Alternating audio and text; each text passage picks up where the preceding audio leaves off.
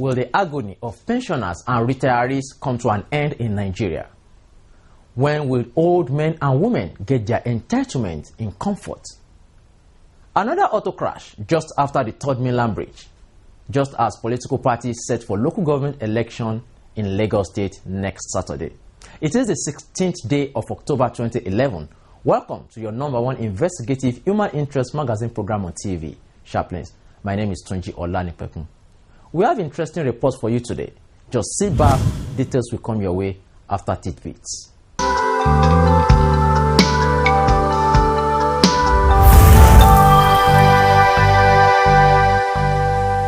We start by telling you what our old men and women are passing through to get their entitlement. What they are passing through is not encouraging at all. Now, in the last 3 weeks, we've had reports of unpaid pension from retirees of the New Nigerian newspaper, then those of Yaba College of Technology, and from other ministry and parastatals of government. These old men and women have been owed pensions for many months, some even years, and the situation is getting worse by the day. Sincerely, it is not a good story. Last week again, we were at Akure, the Ondo State capital, where retirees were asked to appear in person. You can see, you can feel the pain these old men and women are going through. Unfortunately, one of them collapsed and died. We have the report for you from Akure, the Ondo State capital.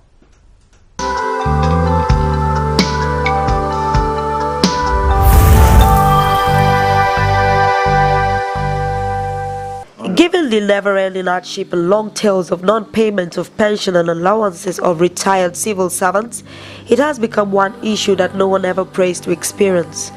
The situation surrounding retirement and their payment is one that makes even those presently in the service not to dream of retiring. From Lagos to Sokoto, all across the country, the stories are the same. Last week, Sharplenstv was at Akure in Ondo State capital, where retirees of both the federal and state government had converged for the unending verification and identification exercise. The exercise, which started 3 weeks ago, called for retired workers of both the federal and state to appear in person for the identification exercise despite their age or health situation. The exercise is very tough in the sense that you could see an old people to the extent that some will faint, some will fall in or fall down, and at this point today, if an old man fall down and die off, then this type of exercise has been started to continue every time. We wish if the federal government or the the federal government can do anything about it. It's very strenuous, just too strenuous. It's bad. So for how long have you been here doing this? I've been here for the past 2 weeks, going and coming. If I'm not resident in Akure, I should have known how much I have spent on transport. Unfortunately, one of the retirees, having stayed long on the queue, fell down gasping for breath out of exhaustion and suddenly collapsed. The man died. All effort to revive him failed, and the entire camp of the old were thrown into mourning. That was the sad story of an aged man who never lived to be paid his entitlement by the government.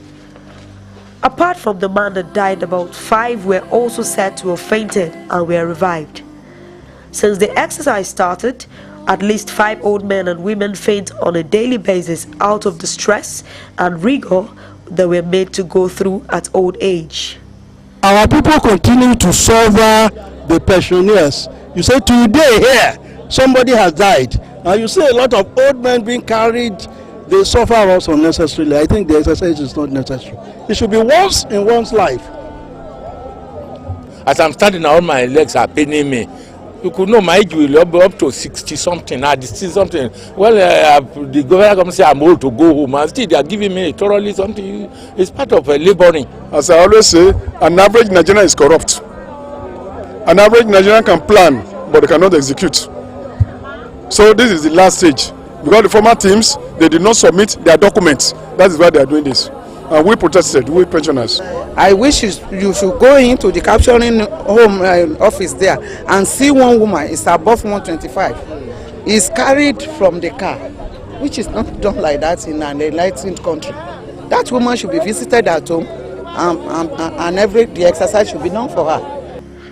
No matter your town or village in Ondo State, these senior citizens told Sharplenstv that they were mandated to converge in Akure. Some of them came as far as Osei local government, which is few minutes to Edo State, while some are from Ilaje area of the state, which is about 4 hours to Akure, the state capital. Two people taking the car. We passed through a lot of. This is my 4th time of coming here from Ibokoda. My 4th time of coming. They use just two captures for the whole population of Ondo State. And this is Ondo State where we have the highest population of education people. In some states, there are just 2 retired permanent secretaries. In Ondo State, there are more than 500. So these, if they are coming to places like Ondo State, the federal government should provide extra something like 12, 20. Maybe it's lack of organization. If there is proper organization, this exercise must have finished before now. So all these things will not happen. Some of the retirees who spoke to Sharplenstv plead with the government to find a solution to the stress of old people traveling long distances to get their money. For now, these grandmothers and grandfathers do not have a choice. They just have to appear in person, even if it means they will be carried on their wheelchair.